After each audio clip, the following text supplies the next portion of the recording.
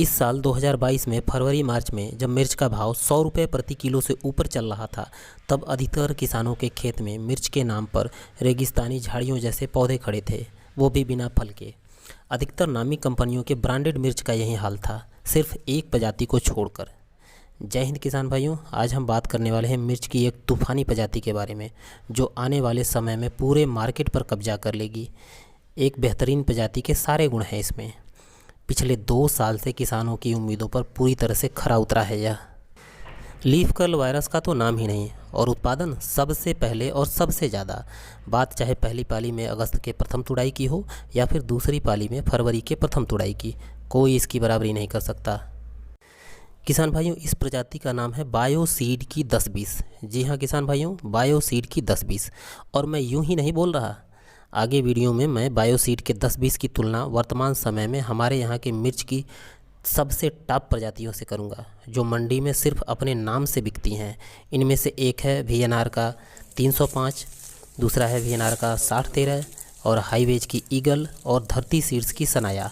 किसान भाइयों, मिर्च की इन प्रजातियों को व्यापारी बिना देखे सिर्फ नाम सुनकर ही भाव लगाता है। आप समझ सकते हैं कि इनकी लोकप्रियता क्या होगी। आगे वीडियो में आप देख सकते हैं VNR का 305 और 6013 दोनों ही मार्केट में एक ब्रांड की तरह स्थापित हैं। मंडी में व्यापारी इनको सिर्फ नाम से खरीदता है। दोनों ही प्रजातियों में फल बायोसीड के 10-20 से पूरा 1 महीना लेट आया, या यूं कहें सर्दी हो या गर्मी, बायोसीड के 10-20 में फल बंद ही नहीं होता। किसान भाइयों, मिर्च की सिर्फ एक प्रजाति में ही इसके साथ फल आया, और वो है हाईवेज की ईगल। इसे भी किसान दोनों सीजन में उत्पादन लेने के लिए लगाते हैं। ईगल की खेती विशेष तौर से वो किसान करते हैं जिन्हें मिर्च की खेत में गेहूं नहीं बोना होता है। यह प्रजाति लेट है, इसकी नर्सरी जुलाई में डलती है और अगस्त में ट्रांसप्लांट होता है। आगे लगाने पर इसमें वायरस आता है, परंतु अगस्त में ट्रांसप्लांट के लिए ये सही है। आमतौर पर इसका भाव हर मिर्च से 8 से 10 रुपये प्रति किलो ज़्यादा मिलता है, फिर भी अधिकतर किसान इसकी खेती करने से बचते हैं। इसका कारण है इसका पतला फल। इसकी लंबाई 6 से 7 सेमी होती है एवं चौड़ाई महज 1 सेंटीमीटर डायमीटर का होता है। इसके कारण एक व्यक्ति पूरे दिन भर में इसे सिर्फ 20 से 25 किलो ही तोड़ पाता है, और इसका उत्पादन भी कम है। बस भाव ज़्यादा मिलता है, लोग इसी कारण इसकी खेती करते हैं। परंतु बायोसीड का 10-20 एक आदमी 40 से 45 किलो आराम से तोड़ पाता है दिन भर में, क्योंकि इसमें पत्तियों से ज़्यादा तो सिर्फ फल ही दिखता है। किसान भाइयों, आप चाहे जिस मिर्च की खेती करते होंगे, बस एक बार इसे लगाकर देखें, आप दीवाने हो जाएंगे इसके। ज़्यादा नहीं तो बस 10 ग्राम का एक पैकेट का ट्रायल ही करके देख लें।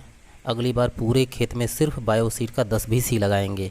लिख कर ले लो। ऐसा मैं इसलिए कह रहा हूँ कि हमारे गांव में पहले मिर्च ही मुख्य खेती हुआ करती थी। गांव के सारे किसान सिर्फ मिर्च की खेती करते थे। किसानों को मंडी नहीं जाना पड़ता था, व्यापारी घर से ही माल उठा ले जाते थे।